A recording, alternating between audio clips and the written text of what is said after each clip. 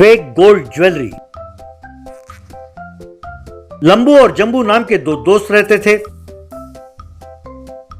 वो गांव-गांव जाकर लोगों को धोखा देकर अपनी जिंदगी गुजारते थे। एक दिन लंबू, यार जंबू, यूं छोटे छोटे ठगी करके और कितने दिन जिएंगे? एक बढ़िया प्लान बनाकर एक बड़ा हाथ मारकर जिंदगी में सेटल हो जाना चाहिए बस।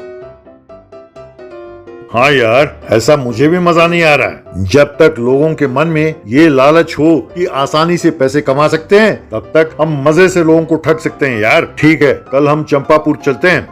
पर चंपापुर में है क्या? ये मैं तुम्हें बाद में बताऊंगा। अगर तुमने वैसा ही किया जैसे मैं कहता हूँ, तो हम जिंदगी में सेटल हो सकते हैं। तब लंबू और जंबू दोनों मिलकर शहर गए।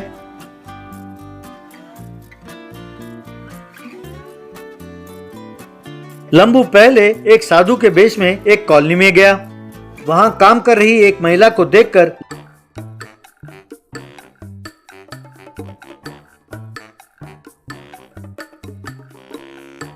अरे वाह, तुम्हारे चेहरे पर लक्ष्मी देवी तांडव कर रही है। बहुत जल्द लक्ष्मी का अनुग्रह प्राप्त करने वाली हो। तुम्हारा घर सोने से भर जाएगा। मेरी बात कभी झूठी नहीं होती। स्वामी जी, आप कह रहे हैं कि मेरा सारा घर सोना से भर जाएगा। क्या आप बता सकते हैं कि ये कैसे संभव है? आप जो कहोगे मैं वो करूँगी। लंबू अपने हाथ को कान के पास ले गया और फिर आसमान की ओर देखकर यूं नाटक करने लगा मानो कुछ सुन रहा हो। हाँ, अच्छा, ओह ठीक है देवी माँ, माता, मैं आपकी बात इन्हें समझा दूंगा। कहकर बेटी, लक्ष्मी देवी तुम्हारे घर ढूंढते हुए आने वाली है। तुम्हें ये रहस्य बताने के लिए मुझे तुम्हारे पास भेजा है। पड़ोसी गांव के बैंक के मैनेजर को नौकरी से ये कहकर निकाल दिया कि उसका दिमाग खराब हो गया है। वो बैंक मैनेजर गुस्से में आकर लोगों ने जो गहने उसके बैंक में गिरवी रखे थे सबको लाकर यहाँ पर चने के भाव में बेचने वाला है। यही सही मौका है। सस्ते में तुम सोना खरीद सकते हो। लक्ष्मी माता ने कहा है कि ये राज की बात केवल तुम्हें बताया जाए। तुम किसी से ये बात ना कहना। तब वो औरत लंबू को पैसे देते हुए, स्वामी जी, आप मेरी इतनी सहायता कर रहे हैं तो ये 1000 रुपए की दक्षिणा मेरी ओर से ले लीजिए। मैं तो सब कुछ त्याग कर चुका हूँ बेटे। मैं सन्यासी हूँ, मुझे पैसों से क्या काम। मैं तो केवल लक्ष्मी देवी की आदेश मानकर हिमालय से तुम्हें ये संदेश पहुँचाने आया हूँ। मैं तो केवल सांस लेता हूँ, मुझे भोजन की भी जरूरत नहीं है। मैं तुरंत हिमालय लौटने वाला हूँ। लंबू ने उस कॉलोनी के हर औरत से यही बात कही।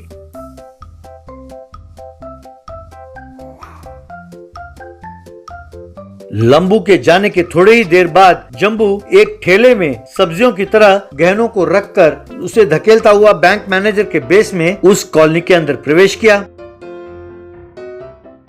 लंबू के बातों पर दृढ़ विश्वास के साथ उस कॉलोनी की औरतों ने अपने अपने घरों के खिड़कियों से झांककर उस बैंक मैनेजर की प्रतीक्षा करने लगे। तभी जंबू गहनों की ठेले को धकेलते हुए एक घर के सामने आकर रुका। उस घर से एक औरत दौड़ती दौड़ती वहां आई। सर, मैं आप ही की प्रतीक्षा कर रही थी। मुझे एक स्वामी जी ने आपके आने की खबर दी थी। जरा दिखाइए तो आपके पास कौन से ज्वेलरी है। बहन जी, आप देखने में बिल्कुल मेरी बहन लग रही हैं। आप ये छोटी मोटी चीजों से क्या करेंगी? ये सब तो आपके पास होंगे ही। मेरे पास जमींदार का हीरों का बनाया हुआ रानी हार है, आप वो ले लीजिए, आपकी किस्मत खुल जाएगी। कहकर ठेले के नीचे से एक बड़ा हीरे का हार निकालकर एक थैली में डालकर उसे दिया।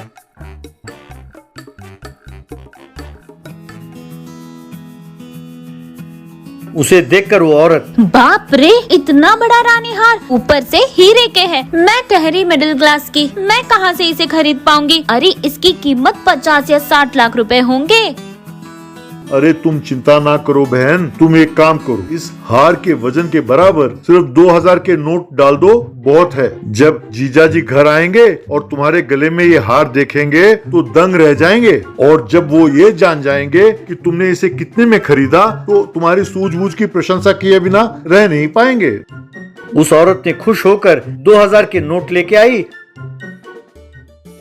और उसने तकड़ी में डाला। उस हार का वजन 4 नोटों के बंडल के बराबर था। इसे कहते हैं लक्ष्मी देवी की कृपा। 60 लाख के हार को 8 लाख में खरीदा तुमने। मैं चलता हूँ। अरे मूर्ख, तेरे पागलपन ने ही मेरी किस्मत खोल दी है। यूँ सोचकर खुशी खुशी उस हार को गले में डालकर वहाँ से चली गई। इस तरह जम्बू ने घर घर जाकर उस ठेले पर रखे सारे गहनों को बेच दिया।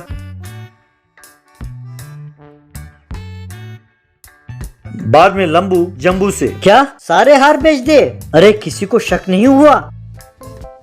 अरे मैंने तो पहले ही बताया था कि जब तक लोगों में लोभ होगा तब तक हम लोगों को यूं ही ठगते रहेंगे। अरे चंपापुर के गहने हैं, कोई मजाक नहीं है। किसी को जरा भी शक नहीं हुआ कि वे सारे गहने नकली हैं। मूर्ख लोग हैं। जब उन्होंने देखा कि 60 लाख का माल 8 लाख में मिल रहा है तो उनका बुद्धि भ्रष्ट हो गया। कुछ दिनों बाद उस कॉलोनी की औरतें एक जगह जमा हुई। सबके गले में एक ही किस्म का हार था। ये देखकर वे सब समझ गईं कि उन्हें बेवकूफ बनाया गया। सब मिलकर पुलिस स्टेशन गए इस ठगी के बारे में शिकायत करने के लिए। पुलिस इंस्पेक्टर ने उन सब की बातें सुनी और फिर उन्हें अपने जेब से वैसा ही एक हार निकाल कर दिखाया। वे ये देखकर दंग रह गईं। क्या बताऊं बहन जी, मेरी पत्नी भी आप सबकी तरह लालच में आकर धोखा खा गई। अब मैं अपना दुखड़ा किसके पास जाकर रोऊं? गलती तो आप सबने की है। अब कंप्लेंट मैं किसके खिलाफ लिखूं? नकली गहने खरीदने के जुर्म में आप सबको पहले गिरफ्तार करके जेल में डालना होगा। जाइए जाइए, आप सब अपने अपने घर जाइए। मेरे समझ में नहीं आ रहा कि मैं क्या करूं। कहकर सिर पकड़कर बैठ गया। कुछ दिनों बाद लंबू और जम्बू पुलिस के हाथ लग गए। ये खबर मिलते ही सब औरतें पुलिस स्टेशन पहुंची और उन हारों से ही लंबू और जम्बू की खूब पिटाई की। बाहुबली डोसा चैलेंज। गोरखपुर नाम के गांव में गोविंद नाम का व्यक्ति रहता था। वो बहुत लालची था। गोविंद के पिताजी रतन बहुत ही ईमानदार व्यक्ति था। वो उस गांव में एक ढाबा चलाता था। बहुत ही कम पैसों में अच्छा भोजन और नाश्ता कराता था। लेकिन गोविंद को ये सब पसंद नहीं था। वो चाहता था कि कम समय में ज्यादा पैसे कमाया जाए। एक बार रतन बीमार पड़ा और उसने खाट पकड़ ली। इस मौके का फायदा उठाकर गोविंद ने उस ढाबे पर कब्जा कर लिया। सारे आइटम के दाम बढ़ा दिए। कुछ दिनों बाद रतन बिल्कुल ठीक हो गया। वो गोविंद के पास गया। मैं जब बीमार था तो तुमने इस ढाबे को बड़े अच्छे ढंग से चलाया बेटे। अब मैं बिल्कुल ठीक हूँ। अब मैं संभाल लूंगा इसे।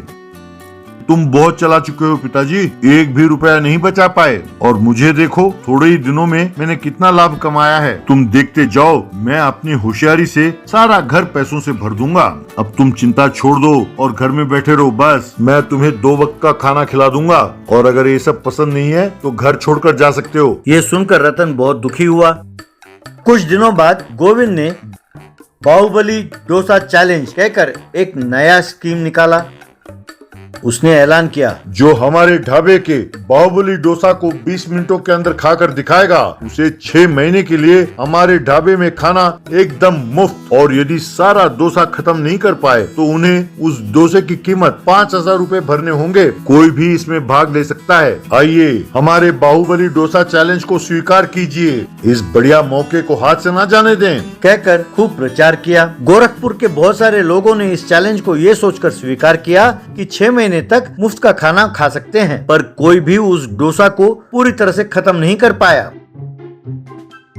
यूं हार कर सब ने गोविंद को 5-5 हजार रूपए दिए। ये सब देखकर रतन, देखो बेटा, तुम बिल्कुल गलत कर रहे हो। लोगों को उल्लू बनाकर उनसे तुम पैसे छीन रहे हो। बहुत हो चुका ये तमाशा, अब इसे बंद कर दो। गोविंद को बहुत गुस्सा आया। देखो पिताजी, आपने इतने दिन अपने धंधे को बढ़ने नहीं दिया। मैंने अपने दिमाग लगाया और इसे यहाँ तक ऊपर उठाया। आपसे ये सब बर्दाश्त नहीं होता है। मैंने पहले ही कहा था कि आप चुपचाप एक कोने में पड़े रहो। मैं आपको 2 वक्त का खाना डाल दूंगा। आप मेरे काम में टांग ना अड़ाओ। अब आप मेरे घर में नहीं रह सकते। आप तुरंत यहाँ से चले जाओ। रतन दुखी होकर घर छोड़कर चला गया। कुछ दिन बीत गए। बाहुबली डोसा चैलेंज के बारे में सुनकर आसपास के गांव वाले भी आकर प्रयत्न करने लगे, पर कोई उस बाहुबली डोसा को पूरी तरह से खा नहीं पाया।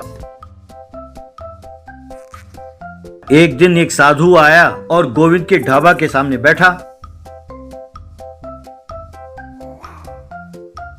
वहाँ पर बाहुबली डोसा तैयार था। गोविंद आया। अरे बूढ़े, ये कोई धर्मशाला नहीं है, यहाँ मुफ्त का खाना नहीं मिलेगा। तुम कुछ भी खाओगे तो पैसे देने होंगे। तुम ये बड़ा डोसा देख रहे हो, तुम अगर 20 मिनट के अंदर अंदर इसे खाकर दिखाओगे तो 6 महीने के लिए तुम्हारा खाना एकदम मुफ्त मिलेगा यहाँ पर यदि 20 मिनट के अंदर तुम नहीं खा पाए तो इस डोसे की कीमत 5,000 रुपए तुम्हें देने होंगे, समझे? बेटा, मैं बहुत दूर से चलकर आ रहा हूँ, थोड़ा पानी पिलाओगे? रुको, मैं लाता हूँ। कहकर अंदर गया।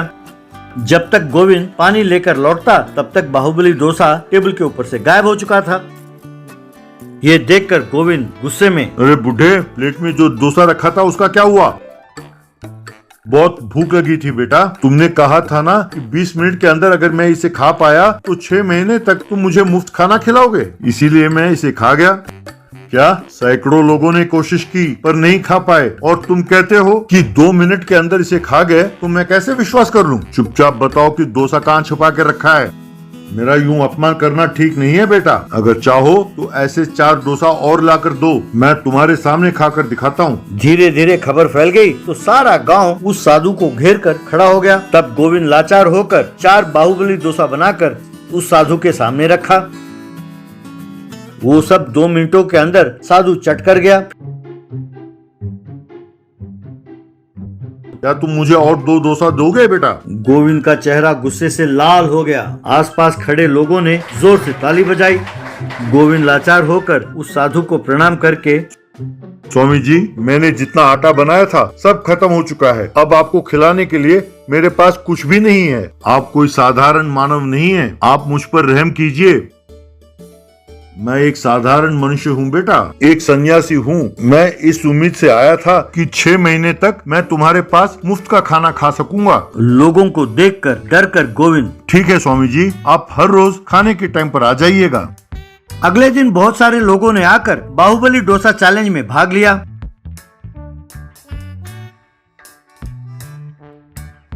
सबने 10 मिनटों में ही बाहुबली डोसा खा लिया। बच्चे भी बड़े आराम से उस डोसा को खाने लगे।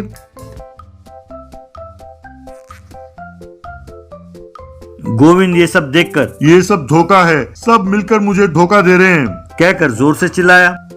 इसमें क्या धोखा है भैया? हम सब ने तुम्हारी बाहुबली डोसा चैलेंज में भाग लिया और हम सब जीत गए। 6 महीने तक तुम हमें मुफ्त में खाना खिलाओगे, बस। तभी वहाँ साधु पहुंचा।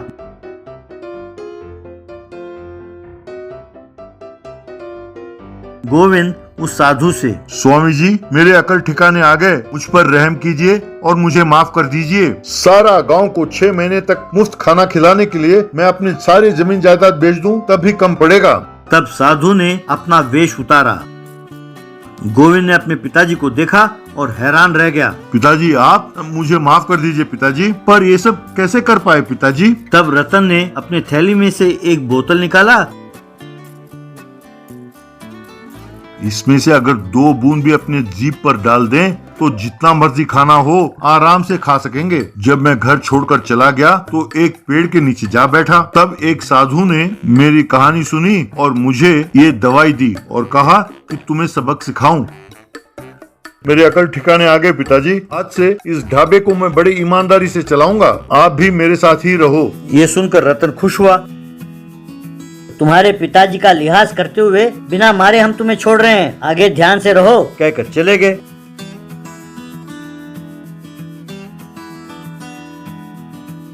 तब से गोविंद ईमानदारी से ढाबा चलाने लगा।